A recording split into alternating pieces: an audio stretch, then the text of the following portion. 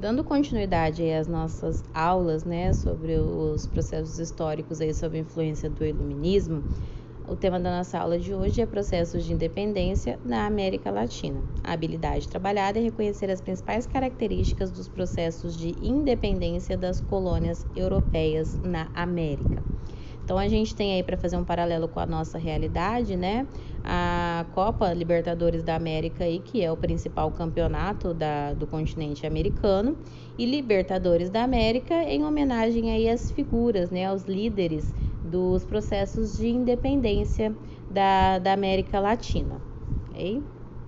Retomando o que a gente viu aí nas aulas anteriores, né, quando a gente viu sobre a colonização espanhola, a sociedade espanhola, né, estava dividida dessa forma, a sociedade nas colônias espanholas, né, lá no topo da pirâmide com todos os privilégios, né, políticos, econômicos e tudo mais, a gente tinha a figura dos chapetones, que eram espanhóis, né, nascidos na Europa e que vinham morar aqui na colônia.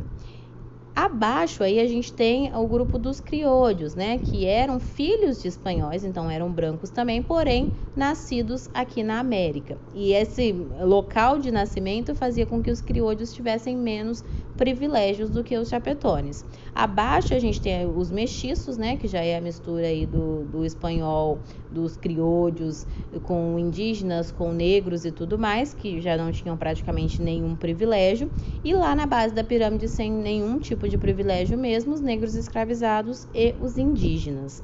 A exploração do trabalho indígena, né, que foi a principal mão de obra utilizada nas colônias espanholas, que a gente já viu, né, a mita e a encomenda. A mita, os indígenas trabalhavam 4 meses por ano, né, de forma obrigatória e recebiam, graças a isso, baixíssimos salários, que eram pagos ou em metal ou em alimentos e bebidas.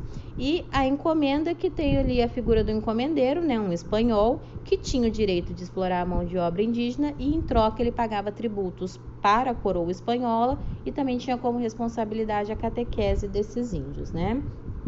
Aí, dentro de toda essa ideia, aí a gente começa a ter contestações, né, de todo esse modelo colonial. Então, a gente tem a revolta aí liderada pelo Tupac Amaru, que era um curaca, né, um líder indígena local indicado pela coroa. Então, a própria coroa espanhola aí escolhia entre os indígenas ali um para liderar, né, e colocava na liderança daquele grupo ali. O Tupac Amaru, ele vai organizar uma revolta contra o aumento dos impostos, né, pagos ali à coroa espanhola, vai abolir a mita e a encomenda, porém, né, os criolhos aí, associados a outros curacas, eles vão capturar o Tupac Amaru e em 18 de maio de 1781 ele vai ser enforcado e esquartejado na Praça Central de Cusco, né, lá no vice-reino do Peru. E a forma como essa revolta aí ela é punida é muito próximo do que a gente viu em relação às conjurações baiana e mineira, né? Então, o que acontece com o Tupac Amaru aí é muito parecido com o que acontece com o Tiradentes, por exemplo, né? Essa punição pública como uma forma de passar um recado, ó, não se revolta contra a coroa espanhola, porque é isso que acontece com quem tenta fazer isso, né? Depois disso aí a gente vai ter a revolta, né, dos comuneiros, que é liderado pelo José Antônio Galán no vice-reino de Nova Granada, na Colômbia. Ele lidera 15 mil pessoas, maior parte de indígenas, em uma marcha a Bogotá, exigindo também, né, a redução de impostos cobrados aí pela coroa espanhola. Os coletores de impostos eram agredidos, as fazendas e propriedades de espanhóis saqueadas e os criolhos e chapetones aí se unem, né, para acabar e sufocar com essa revolta. O Galán também foi preso, enforcado e esquartejado, né? Na América Francesa, né, no Haiti, que na época ainda era a ilha de São Domingos, a gente vai ter aí uma revolta liderada pelo Toussaint de Louverture, que ele lidera uma rebelião de escravizados que reagem à violência praticada pelos senhores brancos. A falta de terras cultiváveis para o plantio de alimentos, né, o que vai gerar consequentemente aí fome e péssimas condições de vida. E também as péssimas condições de trabalho. E o interessante aí da gente parar para pensar é que essa rebelião ela é feita por um grupo de escravizados, né? Diferente aí do que aconteceu, por exemplo, na América Espanhola. E essa rebelião liderada, né, colocada em prática aí pelos escravos, vai gerar muito medo no restante da América, em países, por exemplo, como o Brasil, que tinha uma população de escravos negros gigante, né? Então, aquela ideia assim de se essa moda pega e chega aqui, a gente tá ferrado.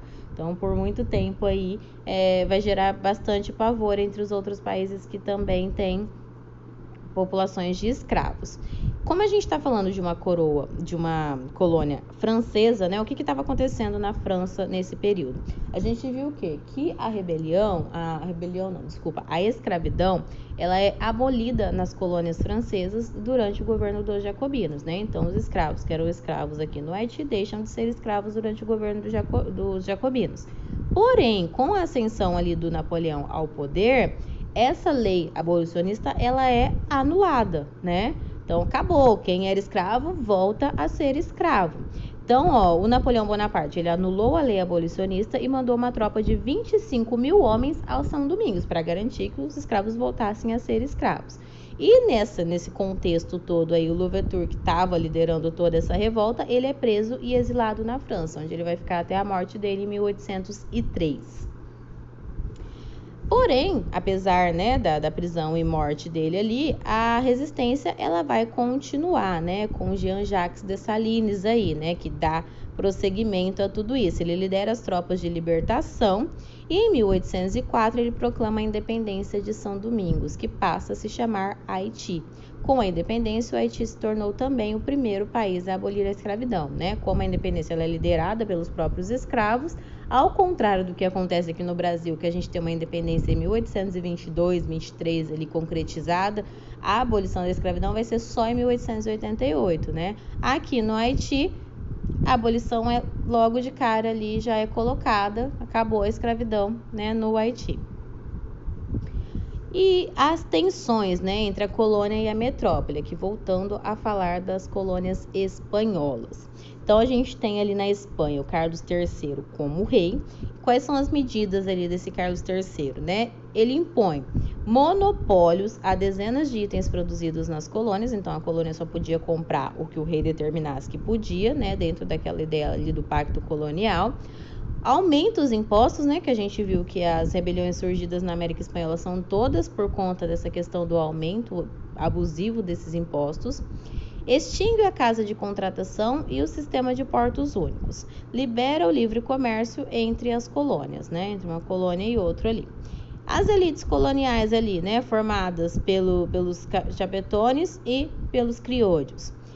Aumento da concorrência e perda de lucros, né, por conta ali do livre comércio entre as colônias. Os criollos reivindicavam livre comércio internacional, né, sem ali os monopólios colocados pela coroa espanhola. E somente os chapetones ocupavam altos cargos nas colônias. Isso passa a incomodar os criollos, né, eles também querem esses altos cargos políticos aí.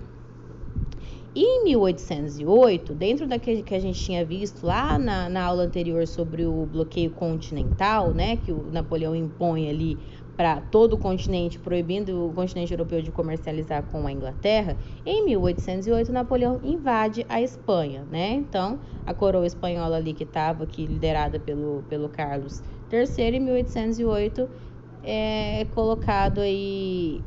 É invadido por Napoleão, né?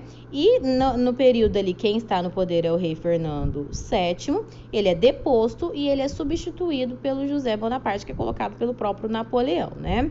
A Constituição de Cádiz, que vai instalar uma monarquia constitucional, não mais absolutista. Os criollos criam juntas governamentais e formam exércitos contra as forças da metrópole, né? Então, a própria confusão que estava acontecendo ali na Espanha, os criollos se aproveitam disso e vão criar ali uma junta governamental e também exércitos para ir contra exatamente a colônia. Aí a gente vai ter batalhas em diversas cidades aí, como Bogotá, Buenos Aires, Caracas e Santiago, onde os libertadores saem vitoriosos. A partir de 1815, o Napoleão cai lá na Espanha, o Fernando VII volta, né, assume aí o trono, a Constituição de Cádiz é anulada, volta o absolutismo do jeito que era antes, mas a bagunça já está instalada, né?